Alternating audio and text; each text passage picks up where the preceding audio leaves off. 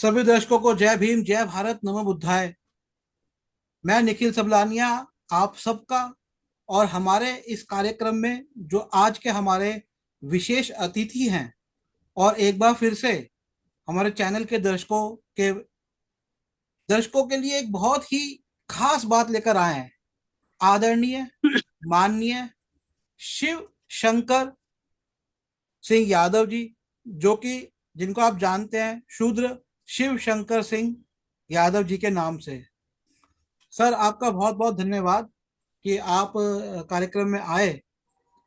और इस कार्यक्रम से पहले हमारी काफी फोन पे चर्चा हुई, और इसलिए आज हमने विशेष कार्यक्रम आपके लिए तैयार किया है।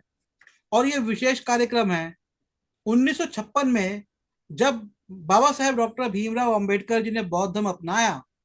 तो उस समय उन्होंने 22 प्रतिज्ञाएं ली थी। इन्हीं प्रतिज्ञाओं पे हम बात करेंगे। मैं एक बार जल्दी से ये प्रतिज्ञा पढ़ देता हूँ। सर, मैं इन्हें पढ़ दूं या हम चर्चा पे चले आगे? नहीं, आप पढ़ दीजिए। ठीक है, मैं जल्दी से। पहले मैं सभी दर्शकों को शुक्रिया, धन्यवाद। जय भीम। तो मैं जल्दी से पढ़ देता हूँ। पहली प्रतिज्ञा। मैं ब्रह्मा विष्णु और महेश को कभी ईश्वर नहीं मानूंगा, और ना मैं उनकी पूजा करूंगा। दूसरी प्रतिज्ञा। मैं राम और कृष्ण को ईश्वर नहीं मानूंगा और उनकी पूजा कभी नहीं करूंगा। तीसरी प्रतिज्ञा। मैं गौरी गणपति इत्यादि हिंदू धर्म के किसी भी देवी देवताओं को नहीं मानूंगा और ना ही उनकी पूजा करूंगा। चौथी। मैं ईश्वर मैं ईश्वर ने कभी अवतार लिया है, इस पर विश्वास नहीं करूंगा। पांचवी। मैं भगवान बुद्ध विष्णु का अवतार है, इसे कभी नहीं मानूंगा। मैं ऐसे प्रचार को पागलपन और झूठा प्रचार समझता हूँ। छह। मैं श्राद्ध कभी नहीं करूंगा और ना ही कभी पिंडदान करूंगा। सात। मैं बौद्ध धर्म के विरुद्ध किसी भी बात को नहीं करूंगा। आठ। मैं कोई भी क्रियाकर्म ब्राह्मणों के हाथों से नहीं कराऊंगा। नौ। मैं सभी मनुष्य एक हैं, इस सिद्धांत को मानूंगा। 10। मैं समानता की स्थापना के लिए प्रयत्न करूंगा। 11। मैं भगवान बुद्ध के अष्टांग मार्ग का पूर्ण पालन करूंगा। 11 थी ये, 12वीं है। मैं भगवान के बताए हुए 10 पारमिताओं का पूर्ण पालन करूंगा। 13। मैं प्राणी मात्र पर दया रखूंगा और उनका लालन पालन करूंगा। 14। मैं चोरी नहीं करूंगा। 15। मैं झूठ नहीं बोलूंगा। 16। मैं व्यभिचार नहीं करूंगा। 17। मैं शराब नहीं पीऊंगा। 18। मैं अपने जीवन को बौद्ध धर्म के 3 तत्व अर्थात ज्ञानशील और करुणा पर ढलने का प्रयत्न करूंगा। 19। मैं मनुष्य मात्र के उत्कर्ष के लिए हानिकारक और मनुष्य मात्र के असमान और नीच मानने वाले अपने पुराने हिंदू धर्म का पूरी तरह त्याग करता हूँ और बुद्ध के धर्म को स्वीकार करता हूँ। 20। मेरा ऐसा पूर्ण विश्वास है कि बौद्ध धर्म ही सद्धर्म है। 21। मैं यह मानता हूँ कि मेरा पुनर्जन्म हो रहा है। 22। मैं यह पवित्र प्रतिज्ञा करता हूँ कि आज से मैं बौद्ध धर्म की शिक्षा के अनुसार आचरण करूंगा। धन्यवाद। आपने बाबा साहब की 22 प्रतिज्ञा को पढ़ के सुनाया। देखिए, बात सही है। इस बाबा साहब के 22 प्रतिज्ञा जो उन्होंने बौद्ध धर्म की दीक्षा लिया था, तो उस समय उन्होंने प्रतिज्ञा दिलाया भी था सभी को। लेकिन आज के परिस्थिति में बता रहा हूं कि इस पर बहुत से कंट्रोवर्सी है, बहुत से लोग इसका विरोध भी करते हैं। और मैं जहां तक अनुभव करता हूं कि 1 से 5 जो बाबा साहब की, 5 या 6 तक कहिए, जो बाबा साहब की प्रतिज्ञाएं हैं, वो मोस्टली देवी देवता भगवान के अस्तित्व के ऊपर है, उनको नकारने के ऊपर है। इसके बाद तो जितनी प्रतिज्ञा, वो करीब करीब हर धर्म के लोग कहते हैं कि हर धर्म के थोड़ा बहुत मिल जाता है। और जो बाबा साहब ने जो गौतम बुद्ध के अष्टांग मार्ग है, चाहे पंचशील है, उनके सभी विचार उसमें उन्होंने समाहित कर दिया है। बस बशर्ते कि गौतम बुद्ध ने इन सब चीजों पर ज्यादा भगवानों के अस्तित्व के ऊपर नहीं डाला था, लेकिन बाबा साहब ने भगवानों के अस्तित्व पर जो है नकारा है। अब एक चीज और बता दूं कि 22 प्रतिज्ञा महाराष्ट्र गवर्नमेंट ने अपने गजट में, अपनी किताबों में, सरकारी दस्तावेजों में पब्लिश भी किया है। लेकिन फिर भी विरोध होता है। अब विरोध का, सही बात है, विरोध का कारण भी है। जो लोग आस्थावान हैं, जो हिंदू धर्म के आस्था के अनुसार जो मानते हैं, पूछते हैं, जो उनसे कुछ उम्मीद करते हैं, जो भाग्य और भगवान को भी मानते हैं, उनके नेचुरल स्वाभाविक उनको उनके खिलाफ है। दोनों बातें, ऐसी कुछ नहीं है। अब यहाँ सवाल है कि मैं एक से जो छह जो कंट्रोवर्शियल है बाबा साहब की प्रतिज्ञा, उस पर मैं थोड़ा सा प्रकाश डालूंगा आपके सामने। और ये प्रकाश डालने के बाद ये कोशिश मैं करने की कोशिश करूंगा कि बाबा साहब ने जो कहा वो कहीं ना कहीं सत्य बात कहा है। बड़े अध्ययन के बाद, बड़े विचारों के बाद, पूरे विश्व के अध्ययन करने के बाद, मैं भी इस पर बहुत रिसर्च किया हूँ। बहुत अभी अभी एक बहुत बड़ा हमारा एक कंट्रोवर्शियल इंटरव्यू चल रहा है कि शुद्ध शिव शंकर सिंह यादव ने कृष्ण के वजूद को नकारा। काफी लोग उसको देख रहे हैं, इंस्टाग्राम पर भी टुकड़े टुकड़े में चल रहा है। उसमें मैं गीता और आपके मनुस्मृति का भी कंपेयर कर दिया, वो भी काफी कुछ चल रहा है। उसमें पक्ष और विपक्ष दोनों तरफ की बातें हो रही हैं। अब देखिए, जब पक्ष और विपक्ष होता है तभी उसमें मजा भी आता है। अब यहां मैं एक चीज आपको सामने कह देना चाहता हूं कि मैं भी नकारता हूं। मैं उदाहरण देकर समझाऊंगा आपको। उत्तर भारत की बात कर रहा हूं, ज्यादा जाड़े के दिनों में आप 8-10 दिन कपड़े मत बदलिए, स्नान मत करिए। कपड़े मत बदलिए, स्नान मत करिए। किसी के भी, हमारे भी अंदर भी, आपके भी अंदर एक सर में जू, और यहाँ पर एक जीव जो है जिसको हम चिल्लर कहते हैं, पैदा हो जाता है।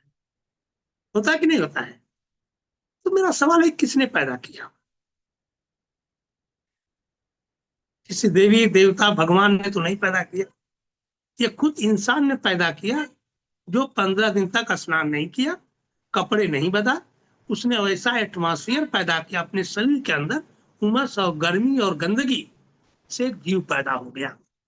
वो जीव पैदा हुआ, उसके अंदर खून है, वो काटता है, चालाक भी है, बुद्धिमान भी है। मैं समझिए कि बुर्बक है, काट के भागता है।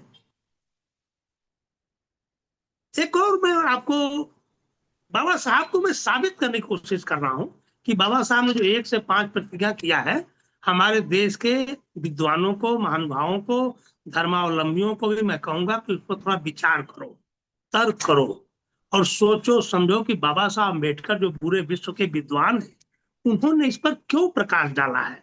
इस पर मंथन करने की जरूरत है, हमारे देश के विद्वानों को भी मंथन करने की जरूरत है। उस पर मैं एक और उदाहरण देना चाहता हूँ। अब बहुत बड़ी चार दीवारी बना दीजिए, 10, 12, 20 एकड़ की बहुत बड़ी चार दीवारी, और उसमें 3-4 लड़के और 3-4 लड़कियों को, 2.5 साल 3 साल के बच्चों को छोड़ दीजिए। इतना अरेंजमेंट कर दीजिए कि वो बच्चे जी जाए बस, और जी जाएंगे जैसे कि कुत्ते बिल्ली छोटे छोटे बच्चे जीते हैं ना, वैसे वो भी जी जाएंगे। उनके अंदर खाने पीने का अरेंजमेंट आप कर दीजिए बस। बंबई और साउथ जैसे कि यहाँ बहुत ज्यादा टेम्परेचर नहीं है, बहुत ज्यादा गर्मी नहीं है, वहां वो जी जाएंगे। आप बताइए, 15-16 साल के जब वो बच्चे होंगे, 18 साल के लड़के और लड़कियां, कौन से धर्म के होंगे, कौन से जात के होंगे, कौन सी आस्था होगी, किस भगवान की आस्था होगी, कौन सी भाषा होगी, कौन सी क्षेत्रीयता होगी? कुछ नहीं होगा, जानवर की तरह रहेंगे वो भी। उनकी कोई भाषा नहीं रहेगी, उनका कोई रिलेशन नहीं रहेगा, कोई न माँ न बहन न बेटी न भाई। जस्ट लाइक जैसे एक जानवर जी जा रहा है, वैसे वो भी एक जीव रहेंगे। तो हम भी पैदाइशी एक जानवर प्राणी है। हमारे में एक बुद्धि का विकास ज्यादा हुआ है, जानवर में कम हुआ, यही अंतर है। तो मैं कह रहा हूं कि ये जितनी चीजें इंसान के अंदर पैदा की जाती हैं, जात पात, छुआछूत, ऊंच नीच, देवी देवता भगवान आस्था, स्वर्ग नरक, ऊंच नीच, पाखंड, अंधविश्वास, जितनी चीजें, ये हम इंसान ने इंसान के अंदर पैदा किया। हो सकता है कि हजारों साल से, देखिए, इंसान जो होता है ना, इंसान ऐसी एक प्रवृत्ति है कि हर पावरफुल आदमी एक दूसरे को शोषण करने की मनोवृत्ति उसके अंदर है। इंसान, एक और चीज बता देना, बाई बर्थ वैज्ञानिकों ने सिद्ध कर दिया है कि बाई बर्थ इंसान जो है स्वार्थी, लालची और कामचोर प्रवृत्ति का होता है। स्वार्थी लालची तो आप देख ही रहे हैं कि है ही। स्वार्थ लालच में तो दुनिया भर के आडंबर, पाखंड और आपके अत्याचार, बलात्कार, दुराचार, बेईमानी, भ्रष्टाचार क्यों हो रहा है देश में? ये सिर्फ लोभी और लालची और इसी कारण होते हैं ना। और कामचोर की बात है तो कामचोर भी आप देखेंगे ज्यादा से ज्यादा इंसान कम काम करके ज्यादा कमाना चाहता है। कामचोर प्रवृत्ति है। बिना कर्म के जो जितना कमा ले वही चालाक है। इसको क्या कहें, कामचोर ही कहेंगे ना। तो बाई बर्थ जो है इंसान ऐसा है। इसके कारण तरह तरह के अत्याचार, दुराचार, भ्रष्टाचार, बलात्कार सब कुछ इसी के कारण होता है इंसान के अंदर। अब हम आपसे बता रहा था कि जो ये जितना भी पाखंड, अब आपको बता दूं, एक हमारे ही देश में अंडमान निकोबार में है, प्रमाण दे रहा हूं मैं कि कुछ लोग पूछेंगे सवाल, मैं प्रमाण दे रहा हूं, हमारे देश में भी अंडमान निकोबार में सेंट्रल आइलैंड है जो 2004 के सुनामी में मालूम पड़ा। वहां आज भी कोई भी इंसान कपड़े नहीं पहनता है। ये नहीं पता है कि वो लोग कैसे खा रहे हैं, कैसे पी रहे हैं, क्या खा रहे हैं, क्या उपज कर रहे हैं। कुछ भी हमारे भारतवासियों को, हमारे देश के शासन प्रशासन को भी नहीं पता है। आखिर तो देश है ना, एक हमारे ही देश है ना, हमारे देश का एक अंग है, हिस्सा है, एक स्टेट है। लेकिन वहां लोग जी रहे हैं, खा रहे हैं। एक और आपको उदाहरण दे देना चाहता हूँ, नहीं तो बहुत लोग कंट्रोवर्सी खड़ी करते हैं। हमारे ही देश में केरला में सिद्धा आश्रम है जो 150 साल पुराना है और हमारे इसमें से 150 एकड़ में फैला हुआ है। वहां का नियम है कि जैसे जानवर पैदा हुआ है वैसे ही हम भी रहेंगे और हम भी नंगे रहेंगे। हम भी कभी कपड़े नहीं, वहां कोई भी कपड़ा नहीं पहनता है, कोई रिलेशन नहीं है, कोई प्रतिबंध नहीं है। आपको भी अंदर अगर दर्शन करने जाना होगा तो कपड़े उतार के जाना होगा। ये हमारे देश की हालत है। तो जब हमारे देश में इतनी बड़ी कंट्रोवर्सी है, अपने ही देश में है भाई, हम जानते नहीं, इसलिए देखिए बहुत लोगों को पता ही नहीं चीज ये। अब हमको पता है इसलिए मैं इसका ब्रॉड माइंड में सोचता रहता हूँ, ब्रॉड विचार सोचता हूँ कि भाई वो कैसे जी रहे हैं वो। इसके बाद सबसे पूरे विश्व के परिदृश्य को देखिए ना, पूरे विश्व में क्या है, भगवान देवी देवता कौन है, कहाँ है, क्या। हम तो अब तो पूरा विश्व हमारे गूगल पर है, हमारे मोबाइल में है, हमारे हाथों में है। हम पूरा घूम के आ भी सकते हैं, देख भी सकते हैं। तो हम अपने हिंदू भाई के, चाहे और भी हमारे देशवासी हैं, उनको कहता हूं भाई बहुत बड़ा परिप्रेक्ष्य, बहुत बड़ा आप परिदृश्य बनाइए। इसलिए आप जो है बाबा साहब की जो 5 प्रतिज्ञाएं, जिसका आप कट्टर विरोधी हो, कहीं मार देते हो, कहीं FIR दर्ज करते हो, ये आपकी अज्ञानता है। आप ब्रॉड माइंड से सोचिए, तो उस पर विचार करिए, तब आपको भी सही लगने लगेगा। और देखिए एक चीज और बता देना चाहता हूं मैं आपको। मैं बल्कि जब से बाबा साहब के विचारों में आया हूं और जब से इन सब चीजों को, देवी देवता भगवानों को त्याग दिया हूं, तब से मैं और पक्का आस्तिक हो गया हूं। आपको बड़ा विश्वास, देखिए ओशो ने भी कहा है कि नास्तिक ही पक्का आस्तिक होता है। ओशो का कहना है नास्तिक ही आदमी आस्तिक रहता है, पक्का आस्तिक होता है। नास्तिक कब बनता है? जब देवी देवता भगवानों को समझ लेता है, पहचान लेता है, जान लेता है, महसूस कर लेता है, सोच लेता है यार ये तो कुछ देता नहीं, सिर्फ लेता है, हमारा नुकसान ही कर रहा है, फायदा तो कभी किया नहीं। तब वो जो है नास्तिक के प्रवृत्ति में जाता है। लेकिन मैं नास्तिक बनने को भी गलत मानता हूँ। नास्तिक बनोगे तो आप हर चीज को जो है जानवर से बदतर प्रवृत्ति में आ जाओगे। मैं वास्तविक को मानता हूँ। मैं आस्तिक हूं ना नास्तिक हूं, मैं वास्तविक हूं। वास्तविक का मतलब मैं ये मानता हूं, जब से मैं वास्तविक बना हूं तब से बता दे रहा हूं कि गॉड है, ईश्वर है, जो पूरे ब्रह्मांड को जो चला रहा है और पूरे विश्व में जिसकी मान्यता है। बड़े बड़े जितने फिलासफर हैं आपके विश्व के, जितने बड़े वैज्ञानिक हैं, रिसर्चर हैं, किसी ने भी, सबने भगवान के अस्तित्व को नकारा है। किसी ने नहीं कहा है कि भगवान एक इंसान के रूप में, चाहे किसी पत्थर या मूर्ति या फोटो, और निरंकार के रूप में है जो हमें फल देता है, हमें सुख देता है, हमें सुविधा देता है। किसी ने, महापुरुष ने इसको नकारा है, मैं भी नकारता हूं। लेकिन गॉड है। कौन गॉड है? हम आप बता देना चाहता हूं अपने दर्शकों को भी कि आप रात को अंधेरे में तारे में देखोगे तो लाखों करोड़ों टिमटिमाते तारे हैं।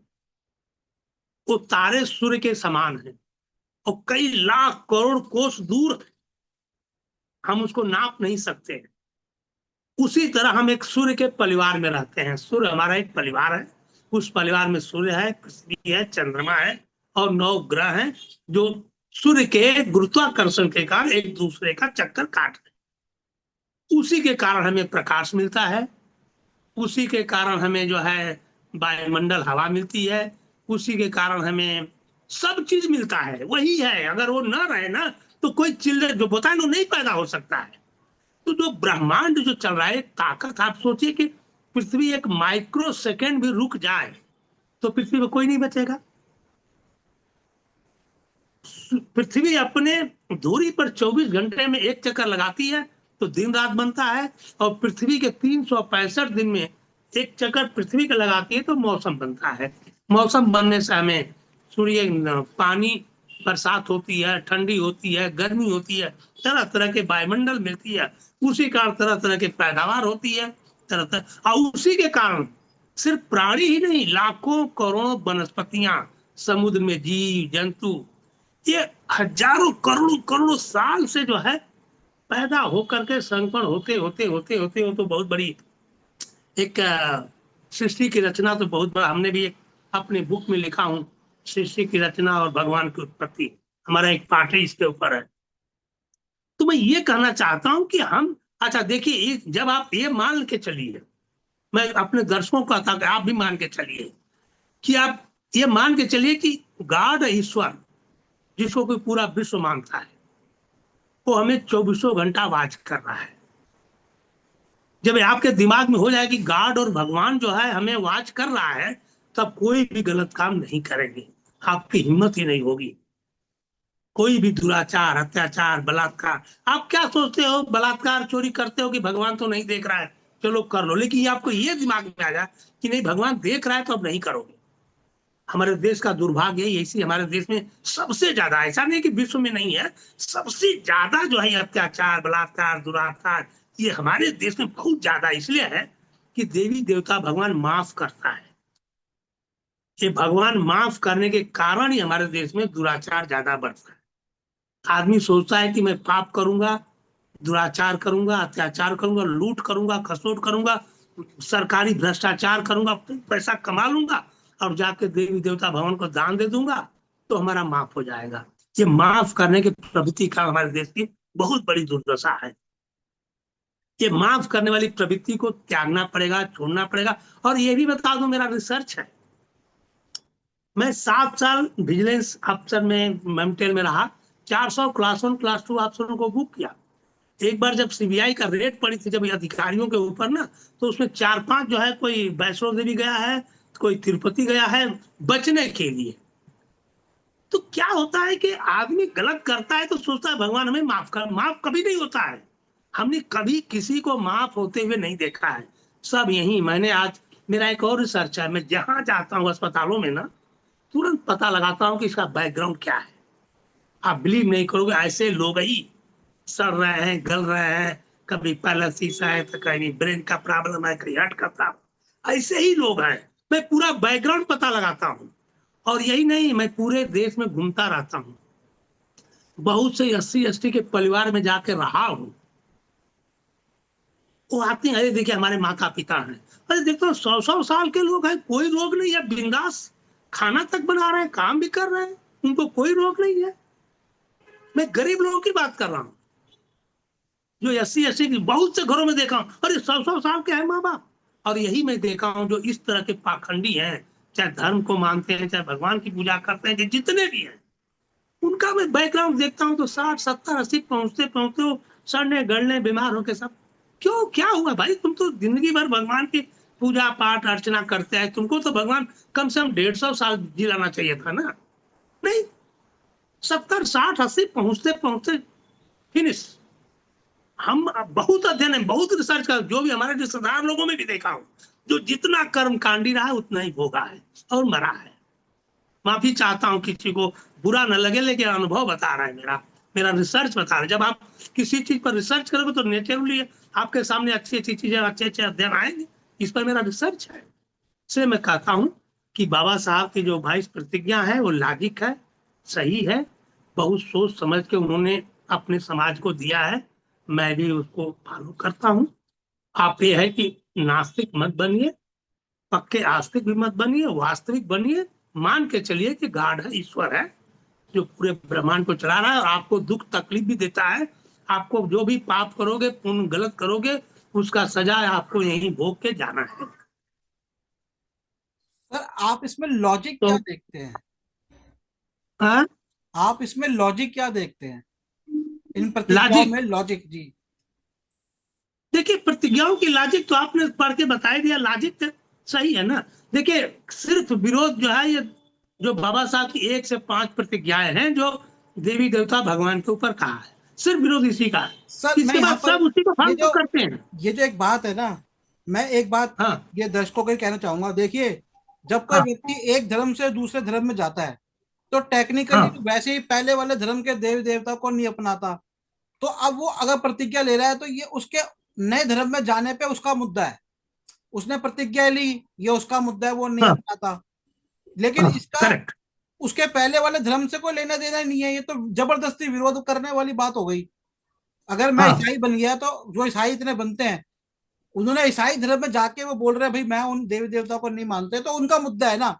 आगे उनके ऊपर है, हम्म, माने ना माने। और ना माने, ऐसा हाँ भी सही बात। ऐसा भी नहीं है कि जो इंसान एक धर्म का होता है, वो सारे अपने धर्म के देवी देवताओं की शिक्षाओं के हिसाब से चलता है, जैसे अभी आपने बताया है। मैं एक चीज और टोकना चाहता हूँ, याद आ गया मुझे। मैं कहता हूँ कि जैसे कि मुसलमान है, राम को भगवान को नहीं मानता, हिंदू के भगवान को नहीं मानता है, और हिंदू है, मुसलमान के भगवान को नहीं मानता है। मैं कहता हूं मैं दोनों के भगवान को नहीं मानूंगा, क्या बुरा बोल दिया? मैं क्या बुरा बोल दिया? मैं दोनों के भगवान को, तीनों के, चारों के भगवान को नहीं मानूंगा। तुम भी तो किसी के भगवान को नहीं मान रहे हो, वो भी किसी के भगवान को, तुम भी तो नकार नास्तिक हुए ना।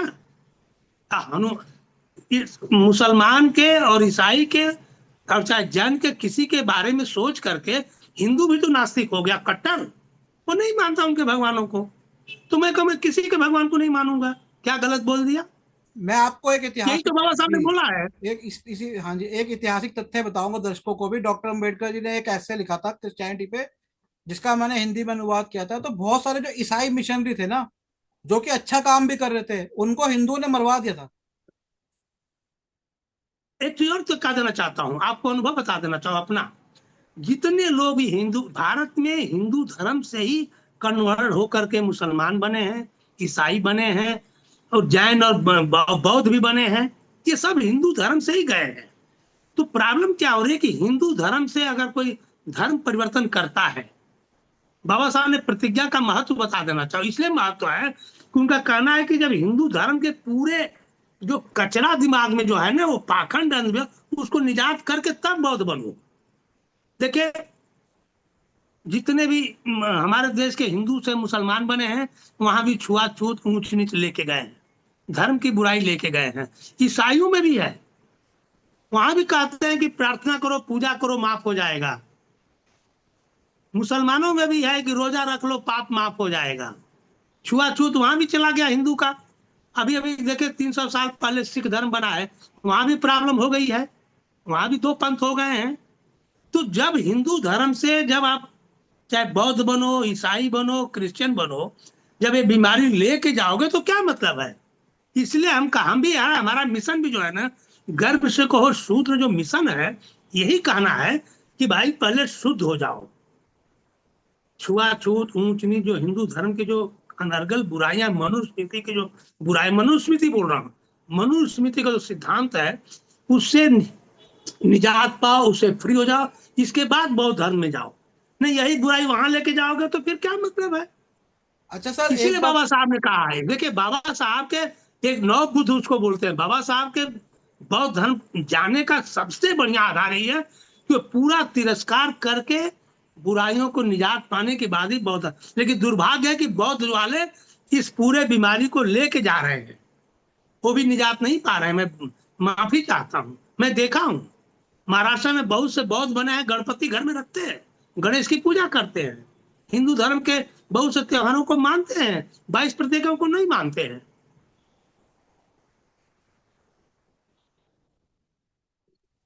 अच्छा लेकिन सर, अच्छा एक बात ये भी तो है ना, कि अभी जैसे हम्म, हमारी कई पुरानी मूर्तियां निकल रही है, और कुछ जो एक बात निकल के आ रही है ये सारे कई देवी देवता जो हिंदू धर्म के अंदर है वो हमें बौद्ध धर्म में भी मिल जाते हैं। अच्छा मैं बताता हूँ, जैसे इसमें लिखा हुआ श्राद्ध नहीं करेंगे, लेकिन एक पितरों का पुण्य अनुमोदन हम्म, संस्कार होता है बौद्ध धर्म के अंदर, जिसमें आप जल हम्म, देते हो, और ये संस्कार श्रीलंका के बौद्ध भी करते हैं और तिब्बत के बौद्ध भी करते हैं। मेरे को ऐसा लगता है, मैं आपको बताता हूँ, ये जो जिस समय लिखा गया इसका एक अलग रीजन था। बौद्ध धर्म में जाने का एक बहुत महत्वपूर्ण रीजन है, लेकिन उससे पहले डॉक्टर अम्बेडकर जी ने यह भी कहा था कि आप डिस्टेंसिंग कर दो, छोड़ दो। अगर आपको कब तक हम्म, लड़ते रहोगे, छोड़ दो, अगर नहीं मान रहे सही तो है। छोड़ दो। ये आसान रास्ता उन्होंने कहा था, ये आसान है, तुम उलझते रहो। अब उलझते रहोगे, उलझते रहोगे, कब तक उलझते रहोगे? 2000 साल से उलझे जा रहे हो।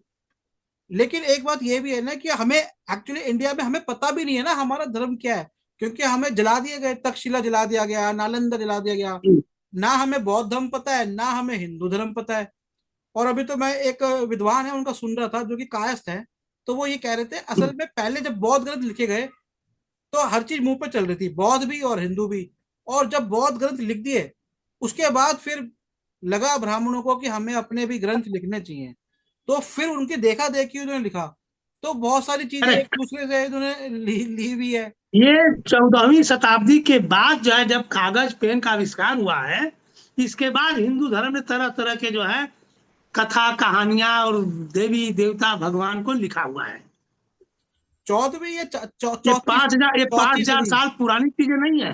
खाली कह देने से थोड़े होगा भाई, 5,000 साल प्रमाण देना पड़ेगा। 5,000 साल पहले तुम कैसे लिख सकते हो? लिखने की प्रथा जब आई तभी तो लिख सकते हो। गौतम बुद्ध के भी लिखित कहाँ पाली भाषा में बाद में लिखा गया ना। पाली भाषा में है, उनका तो ज्यादा असर है ना। उनकी हो उनके सकता है 2,500 साल परिनिर्वाण के, पहले वो भी नहीं रहा होगा। वो तो एक ओरल संदेश देके घूमते थे। अच्छा गौतम मैं, बुद्ध तो अपने जी विचारों को, अब जैसे, और अच्छा उसी को माउथ टू माउथ जो ये है भी तो प्रचार बात है होते ना हैं। कि, जी ये भी तो बात है ना, जैसे अगर ये प्रतिज्ञा यहाँ लिखी हुई है तो इसमें से कई बार कई चीजें आपको अच्छाई के लिए भी करनी पड़े तो प्रतिज्ञा टूट भी सकती है। अगर मेरा फ्रेंड किसी देवी देवता को मानता है, मैं दलाई लामा के एक स्पीच से बता रहा हूँ, वो कहते हैं हम बुद्धिस्ट जो है ना, हम सबसे पहले दूसरे के देवी देवता को आदर देते हैं। लेकिन लोग क्या है, इन हम्म, प्रतिज्ञाओं को पढ़ के कई लोग जो होते हैं जो एकदम लोगों को भड़काना और लोगों को एकदम नफरत फैलाना शुरू करते हैं।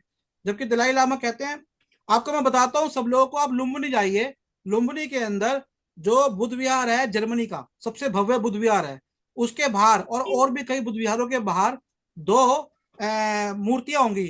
वो भैरव की मूर्तियां होती है जिनको हम पूजते हैं। कैलाश पर्वत जो है ना, कैलाश पर्वत को हम शिव का स्थान मानते हैं। वो तिब्बत के बौद्ध कहते हैं ये कैलाश पर्वत बुद्ध का स्थान है। और जो महाकाल है, जो शिव जी का दूसरा नाम है, वो महाकाल उनके द्वारपाल है, उनके रक्षक है। जब दलाई लामा जी की एक फोटो है, मुझे नहीं लगता दलाई लामा जी झूठ बोलेंगे, जब दलाई लामा जी बच के चीन से भारत आ रहे थे, उनकी एक फोटो खींची है। उस फोटो में यहाँ पे जैसे हम जो भैरव के मुंह बनाते हैं वैसा एक मुंह बना हुआ आया है। इसको तो हम नकार ही नहीं सकते। ये दलाई लामा, मुझे नहीं लगता इतना बड़ा झूठ को दलाई लामा बोलेंगे, उनको क्या मिलेगा इतना बड़ा झूठ बोल के। और मैं आपको बताता हूँ, डॉक्यूमेंट्री फिल्म्स हैं, एविडेंस है कि जब बौद्ध भिक्षु जल गए, जलाया गया तिब्बत में, तो उनकी हड्डियों के ऊपर जो लोटस होता है, कमल का फूल और स्तूप, ऐसी आकृतियां मिली है। तो जो अभी आपने बात बताई कि एक जो परा प्राकृतिक तत्व है ईश्वर का। अच्छा एक बात और कि बहुत भगवान बुद्ध के बारे में लोग कहते हैं वो ईश्वर को नहीं मानते, जबकि सबसे महत्वपूर्ण बात अगर बौद्ध ग्रंथ पढ़ेंगे तो उनके सारे ज्यादातर जो वार्तालाप है वो सभी पारा प्राकृतिक जीवों से हैं। यक्ष, ब्रह्मा, इंद्र, इनसे उनके वार्तालाप है। फिर ऐसे में हम कैसे कह सकते हैं, मुझे तो ऐसा लगता है कि हम अभी तक उस लेवल पे या तो कभी थे या हम छूट गए। हमें अपना ना धार्मिक इतिहास पता, लेकिन अब हम ये पढ़ के ये अनुमान लगा लेते हैं कि भैया इसके अंदर जो लिखा है वो पक्का है, वो मानो। अब जैसे इसमें लिखा हुआ है, मैं झूठ नहीं बोलूंगा। अब मैं कल ही मैंने एक कार्यक्रम बनाया है, बहुत इंपॉर्टेंट है। राउंड टेबल कॉन्फ्रेंस में डॉक्टर अंबेडकर जी ने खुद लिखा है कि उनकी जो किताब है उसमें लिखा हुआ है 17 नंबर वॉल्यूम पार्ट 3 में, कि जब राउंड टेबल कॉन्फ्रेंस में गांधी जी बोले, इससे पहले मैंने एक झूठा बहाना बनाया, क्योंकि अगर गांधी जी बोलते तो सारा गड़बड़ कर देते देश के लिए। तो मैंने अपना बुखार का बहाना बनाया, और बहाना बना के मैंने जो बोला फिर स्थिति बदल गई।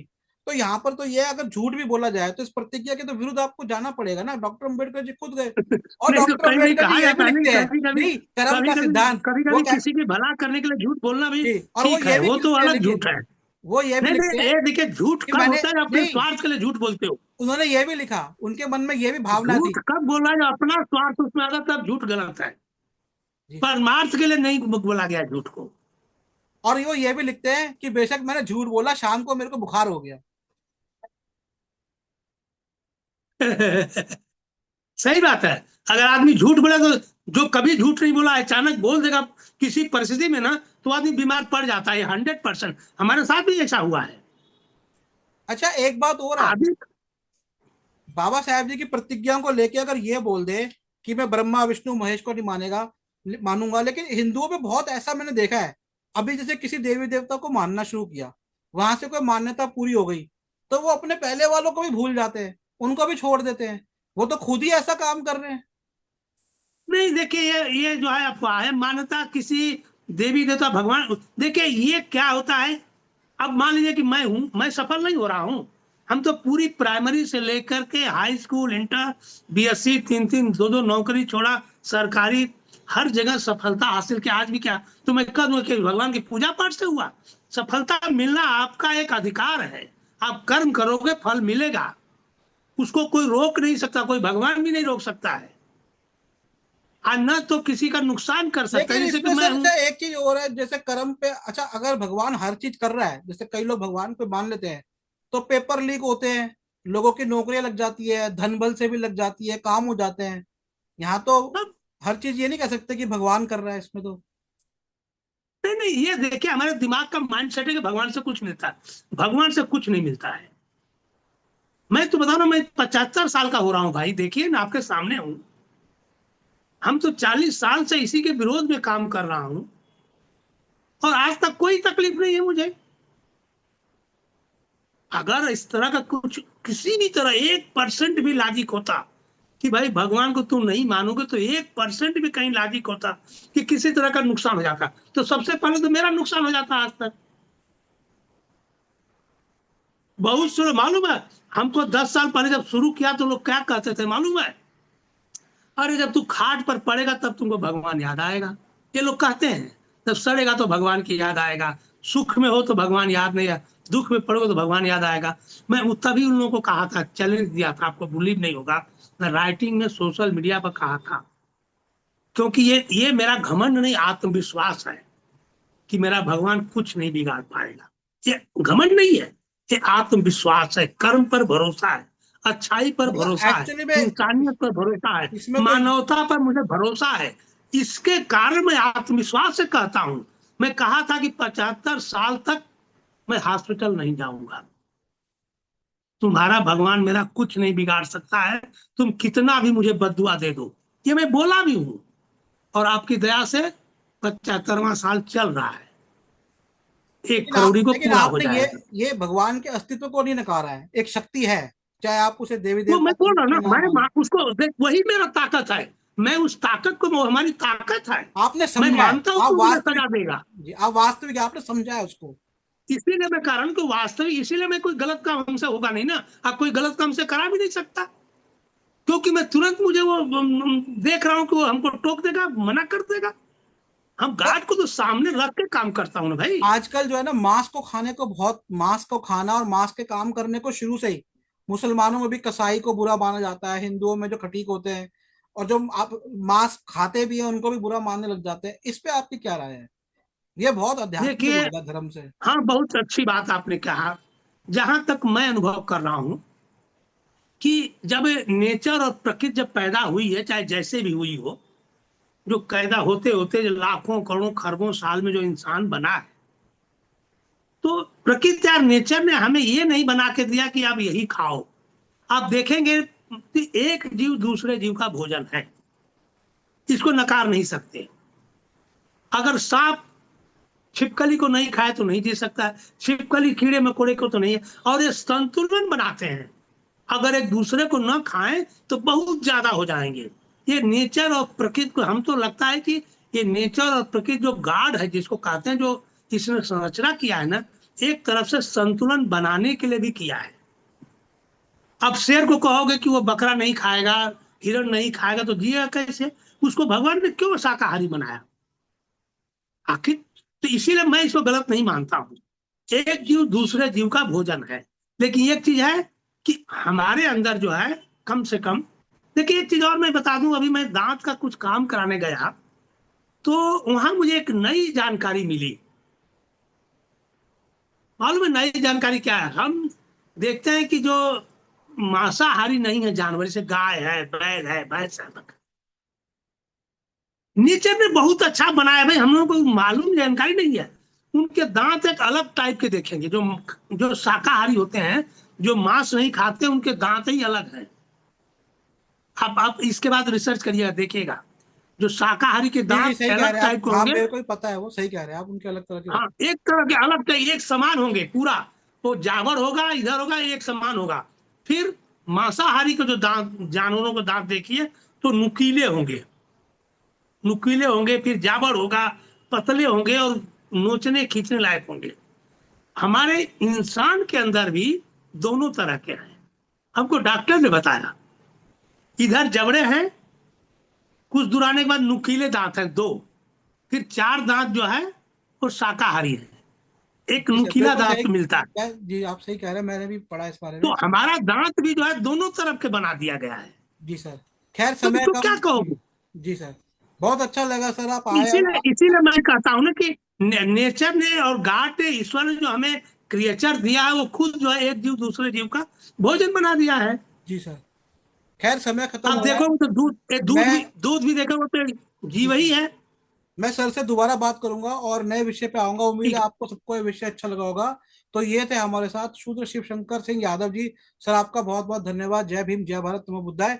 मेरा है, नंबर शुक्रिया, सर नोट कर सकते धन्यवाद, हैं, जय भीम।